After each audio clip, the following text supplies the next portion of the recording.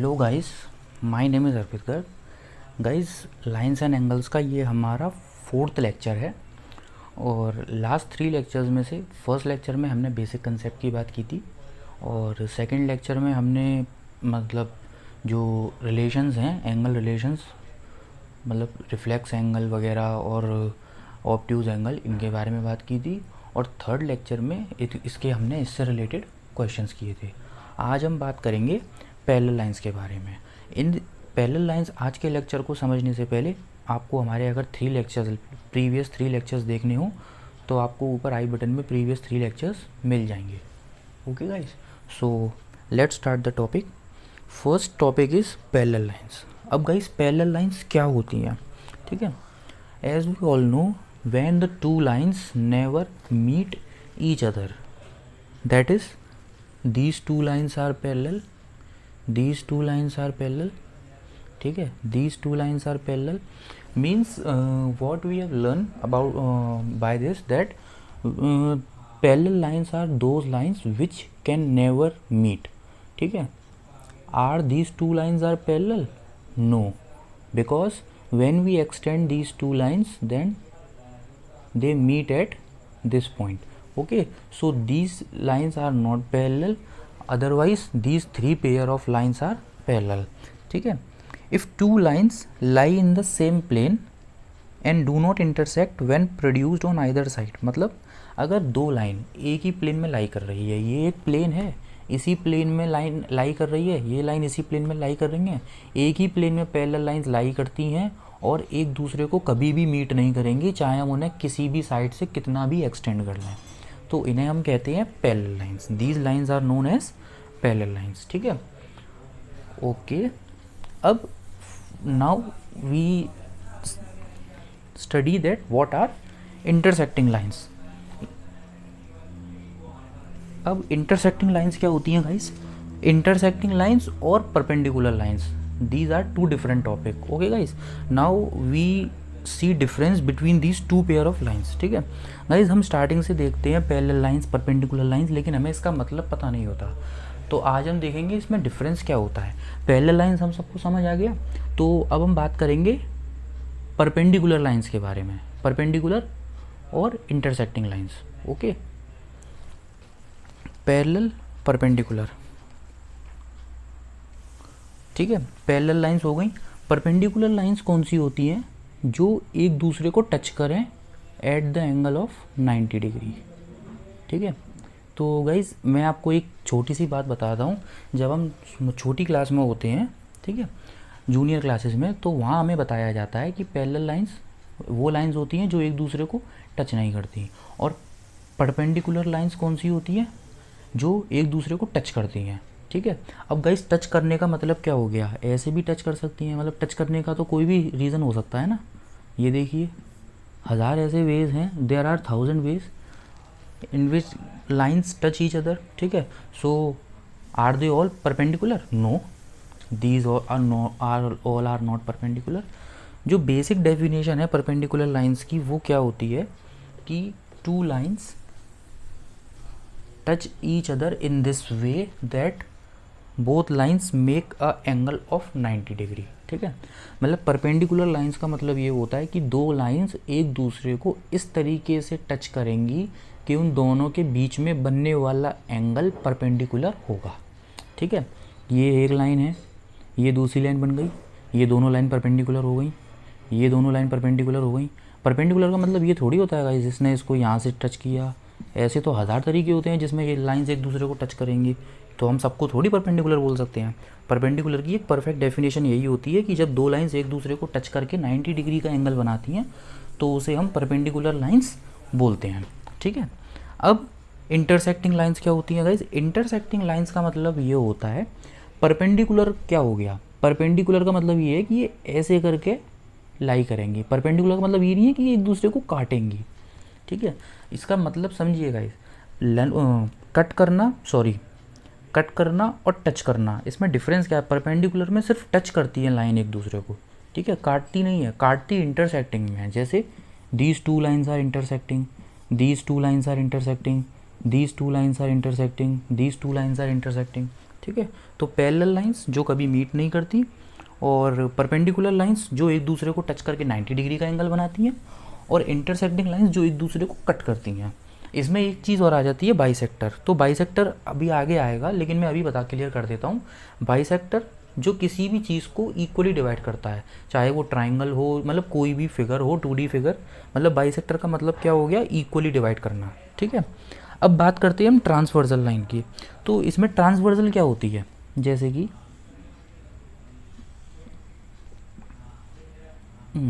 ये थोड़ी सी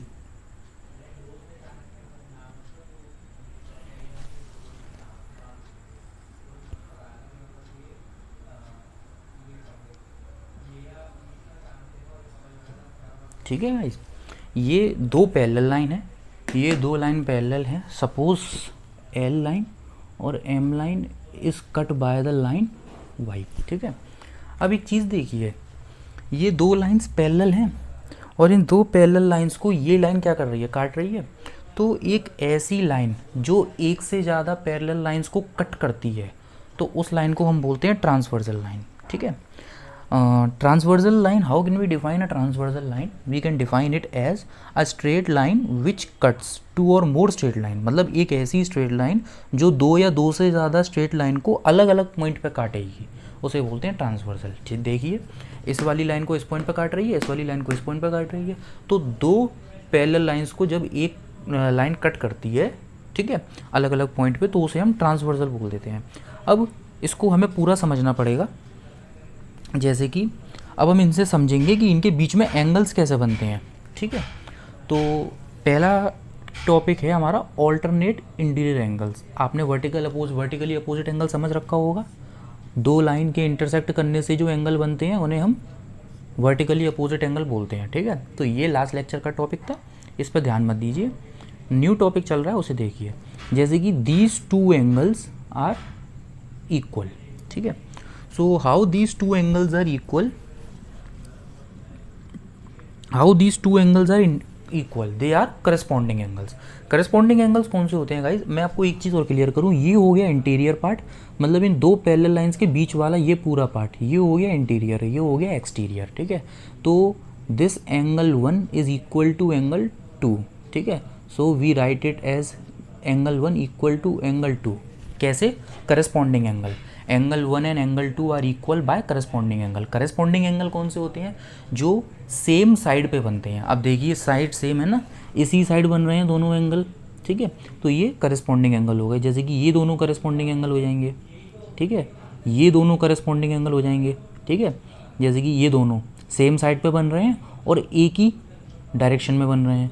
ठीक है। तो ये हो गए हमारे corresponding angle. Alternate interior angle क्या होते हैं गाइस? जो जेड फॉर्म करते हैं। अब गाइस जेड का मतलब ये नहीं होता, स्टूडेंट्स जो है कंफ्यूज हो जाते हैं। वो हर फिगर में ये देखते हैं, इस फिगर में अगर जेड बन रहा है तो ऑल्टरनेट इंटीरियर एंगल है। तो ऑल्टरनेट इंटीरियर एंगल्स के लिए गाइस आपको ये कंडीशन देखनी पड़ेगी। Alternate interior angle, corresponding angle और कॉन्जिक्यूटिव इंटीरियर एंगल, बहुत तरह के एंगल होते हैं। आपको सब में ये कंडीशन देखनी पड़ेगी कि दो लाइंस पैरेलल हों, दो एक से ज़्यादा लाइन पैरेलल हों, और उन एक से ज़्यादा लाइंस को एक लाइन कट कर रही हो। ये कंडीशन आपको देखनी पड़ेगी। ये वाला फिगर आपको मैच करना पड़ेगा, तभी आप alternate interior angle, corresponding angle जो भी हैं ये सब यूज़ कर सकते हैं। ठीक है। तो ऑल्टरनेट इंटीरियर एंगल इसमें क्या हो गया? आई होप सो आपको क्लियर हो रहा होगा, क्योंकि ये टॉपिक थोड़ा सा टिपिकल है, ये थोड़ा सा कंफ्यूज कर देता है। ठीक है। तो ये क्या है? Angle 1 and angle 2 are corresponding angle. अब गाइज ऑल्टरनेट इंटीरियर एंगल क्या होता है? ऑल्टरनेट इंटीरियर एंगल हो जाएगा आपका जैसे कि this angle 3 is equal to angle 2, angle 2 is equal to angle 3। अगर आप ध्यान से देखेंगे तो देखिए z बन रहा है। ठीक है।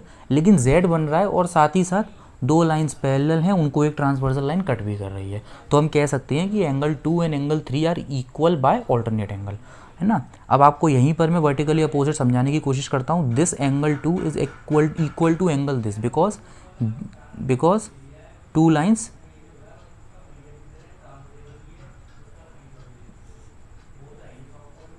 ठीक है, because these lines are intersecting line. देखिए ये दो लाइन एक दूसरे को इंटरसेक्ट कर रही हैं, तो ये दो एंगल एक दूसरे के लिए वर्टिकली अपोजिट एंगल होगा।